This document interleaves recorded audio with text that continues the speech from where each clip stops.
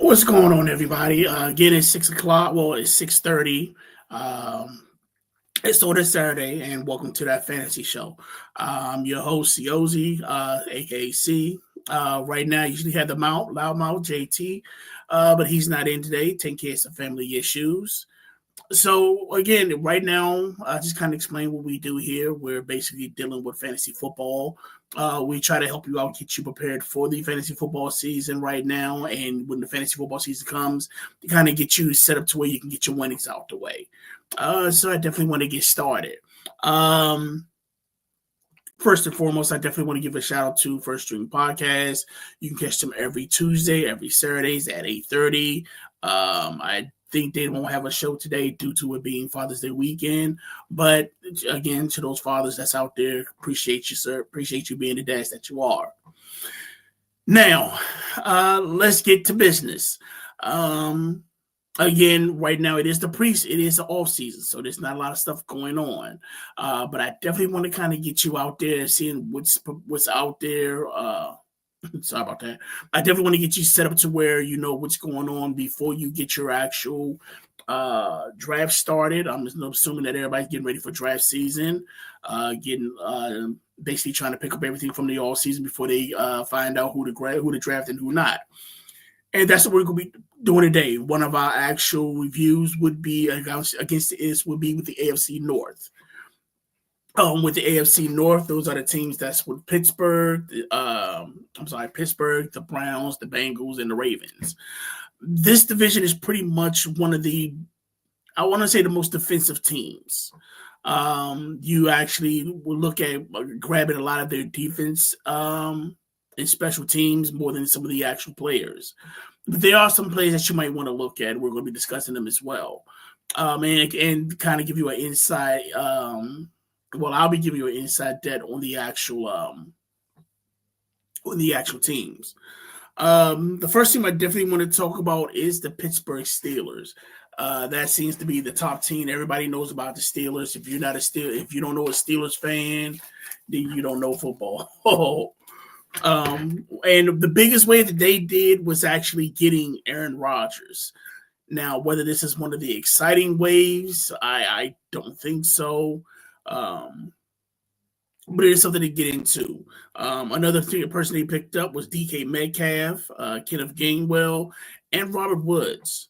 Now, some of the losses that they had was Najee Harris, their running back, Justin Fields, and Russell Wilson. So it was kind of like once their quarterback scene left, it was kind of like who was left. And also trade away George Pickens to the Cowboys. Some of the actual draft picks they had were Caleb Johnson, which was a good choice, to run back from Iowa, and Will Howard, the quarterback from Ohio State. I definitely want to say that I don't know, that was something to pick up. I'm not saying that's going to be a dime big, but I think that'll be something to actually introduce in the future. Now, their stats wise, the Steelers aren't really fantasy gold. You don't know who their quarterback is going to be. Their wide receivers between DK Metcalf, Calvin, and Robert Woods. I'm not going to say it's going to be a hit or miss. We all know DK is probably going to get his decent numbers, but it's also who's that person that you're going to look for in the offseason or that sleeper for the Steelers. One of those would actually be, I think. I forgot. I had his name and I forgot it. Let me make sure I get his name.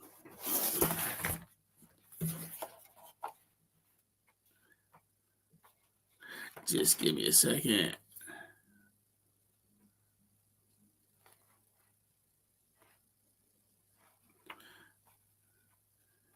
Steelers. Calvin Austin. I'm sorry about that. I do feel Calvin Austin is that actual sleeper for the Steelers. With Metcalf being in, he does give you a bigger target. Hopefully, if Aaron Rodgers is healthy, he would be a great, like I say, I definitely feel as though he's going to get a great connection with that. But I kind of think Calvin Austin will be that one that's going to eat, that's going to get the bigger catches. So between DK Metcalf, Calvin Austin. I definitely see a nice little incentive on that, picking your poison. Running back is going to be the issue. And I do feel as though, yes, they did pick up Caleb Johnson. They did draft Caleb Johnson as a rookie. You still have your backup in, I think it's Jalen Warren. But I want to say that because of that actual I do feel though Najee Harris was a big loss. He was one of those guys. He was kind of like that banger guy. Then you had Jalen Ward that could actually, had the speed. So I don't know anything about. Like I said, it looks like Caleb Johnson has that speed, but I don't know if he's had that banger speed to where you want to put him through the middle every time. Defensively with the Steelers, they've always been kind of the top 10, maybe top 15, especially with TJ Watt. Now you're also adding with TJ Watt, you're adding Jack Sawyer from Ohio State. So if he's actually the player that he was in Ohio State, he's definitely going to put he's definitely going to put some knock on the Steelers defense. So I would definitely look at picking up the Steelers defense. It looks like their defense is probably going to keep them in the games. We'll see what that offense will do. Next would actually be the Baltimore Ravens. Now with the Ravens, we know that they're pretty much a clear-cut front to win the division. With Lamar, because you got Lamar Action Jackson, you got Derrick Henry, you just signed DeAndre Hopkins, you re-signed Jason Bateman, you still have Zay Flowers. And then you picked up in defense. Then you actually kind of stepped up the defense in Jair Alexander. The only issue I will probably say that's going to be with with the Ravens, would be the kicking game. Since they lost their actual kicker due to some naughty behavior. So we're definitely going to see how their kicking game is going to be because, again, you lost to one of the best kickers in the league. We understand last year he kind of fell off, wasn't the most accurate kicker as he was for years before. So I'm assuming that they're drafting a kicker. We'll see how he turns out. It'll be something to look out to and monitor. But I do think that's the only weakness that the Ravens have, especially with having somebody like especially somebody with Lamar Jackson, excuse me. The next team we probably look at is going to be the Cleveland Browns. Now, I'm not going to lie, with Cleveland,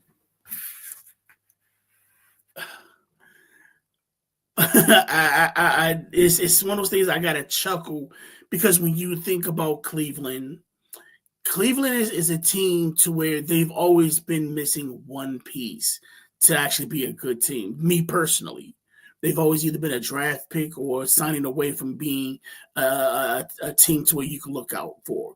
And even now, I look at it to where the issue is going to be by quarterback because you have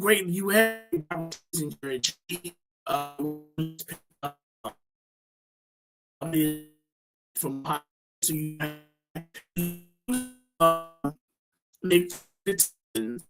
but that you really wasn't going to re-sign Nick Chubb due to the simple fact that one, he was injury prone. So I'm assuming that you definitely wanted to fix that running game. So with Judon being there, maybe that's a big piece.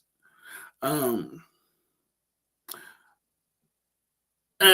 like I said, the biggest issue with this would be the quarterback.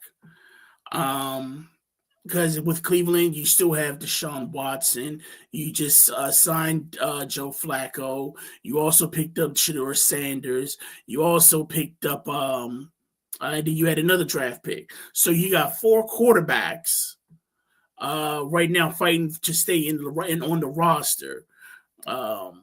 I'll probably say if they this be my favorite. I'll probably say we should have them on Hard Knocks now. This is the one time that the Browns should be on Hard Knocks because especially with this quarterback situation, it's going to be very, very interesting. Defense, we all know how they are. So defensively, they didn't do any better. They did pretty good. Picked up an actual defensive end as well. So they're pretty much the Browns are pretty solid. Again, as I do state that the biggest thing with the Browns is going to be, and it's funny that the Browns and the Steelers have the same issue. It's the quarterback. Once they figure out who their quarterback is, if that quarterback can live up to his potential, the weapons that they have behind them is just like, wow. So fantasy-wise, I can definitely see Jared Judy having a good year. I can see Judon picking up a good year if he's as a sleeper. The thing is that who's the quarterback going to be that can kind of tip that off? Because like I said, out of all the teams, the two teams that are pretty much solidified in the quarterback division would be Baltimore and Cleveland and Cincinnati. With Cincinnati, that's the next team next. Cincinnati pretty much is Cincinnati, and I'm not saying that in a bad way. You still have Cody, as I call him, Cody Burrow. You still have man. Dang, I am slipping today, y'all. I apologize. The names are not coming off the tongue like they used to. You still have Jamar Chase. And I'll probably say the only issue would probably be the running game with Cincinnati, because you don't really have that playmaking running back. Maybe you do. Maybe you found somebody, maybe, the guy that was there last year kind of beefed up and they have a chance to actually step their game up. But as of right now, I don't really see Cincinnati really grounded and pounded with their actual game, especially since you got rid of Joe Mixon. Joe Mixon's been gone, so it's kind of like, what's next?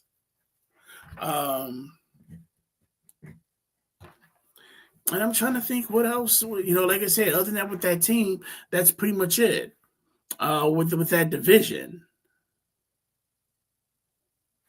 Now, who do I have dominating the division? I'm not going to lie. Pretty much the Ravens have ticked off every box. The only issue with the Ravens would be special teams. Because of the kicker, we don't know how that special teams is going to be towards that. But other than that, they pretty much have everything locked. Think about it. Your wide receivers, you still have Jason, you still have Bateman, you still have Zay Flowers, you picked up Bernard Hopkins, you didn't lose any of your wide receivers. Your running back, you have Derrick Henry, you have King Henry. So Derrick Henry is going to give you that actual yards. He might not do that. He might not be the actual dominating Henry, but he's going to give you decent points. The reason I do say that is because, again, with this division, it is solid on defense. You look at anybody in that, you look at any team in that division, and I guarantee you they're going to be at least in the top 20 in defense. And I'm even including Cleveland there. Cleveland, Pittsburgh, Baltimore, even the Bengals. They would each be in the top, the top 15 in defense and fantasy wise. And like I said, the only issue with this team, with this division, would be the actual QB play, because out of the 4 teams we have in here, 2 teams have pretty much locked their quarterback spot in. That's Baltimore and Cincinnati. Other than that, with the Steelers, as much as you've done in changes, my biggest thing is that, okay, you have Aaron Rodgers. And my biggest thing with Aaron Rodgers is more of, can he handle that division? And I'm assuming that everybody that's followed Aaron Rodgers, like when he was in the AFC, he was in the NFC North with the Lions and the Bears and the Packers. I'm sorry, he played for the Packers. So it was the Lions, the Bears, and the Vikings. These teams were decent in defense, but they weren't dominant. You probably maybe would have maybe 1 or 2 teams in that division that was dominant on defense. Now you're dealing with a division to where the defense is more physical, more rough, more tough, and even faster. So regarding that, I'm definitely going to feel as though with Aaron Rodgers, he's going to, if he can survive the AFC North within that month, then he would be somebody that I will probably draft him as a backup. But if you can see him actually surviving the AFC thing, go ahead and start him after that. Because if he can get through that first month, then we already know he's really able to do anything else. I don't think I would just recommend his injury wise. We don't know how his body's going to be dealing with that actual type of rough and tough and wear and tear. Cincinnati is again, it depends on the quarterback. Now, with the weapons that they have, if Shedeur Sanders start, I would put my money on Shedeur Sanders. If Shedeur Sanders is the player that he believes that he is and can be, he's going to be an awesome asset for this team. Fantasy wise, I would definitely look at picking him up as a backup for now. But I will say this: once he starts, give him 3 weeks. By the 3rd week, I guarantee you, he is going to be money. He is going to be your cash cow. He's going to give you that actual. He's going to give you that actual. What's the word I say? He's going to give you profit. I'll put it that way. I'm not saying he's going to send the Browns to the Super Bowl. I'm not saying they're going to be division champs. I'm not even going to say they may give Baltimore a run for their money, because I feel as though Baltimore is the team to beat in that division.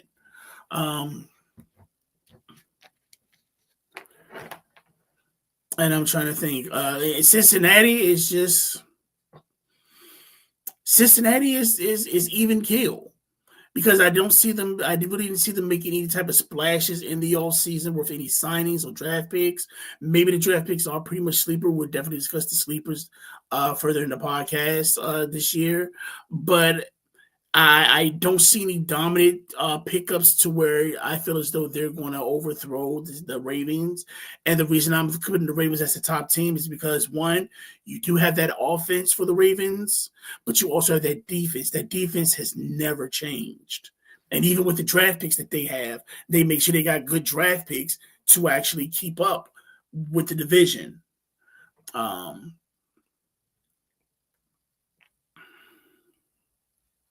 So I'm just trying to think.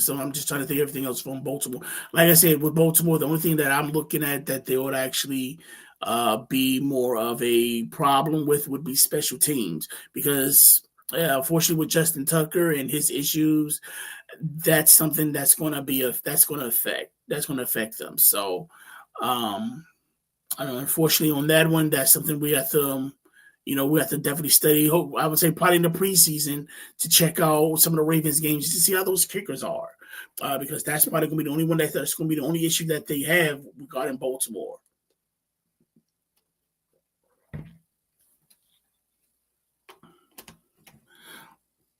Now,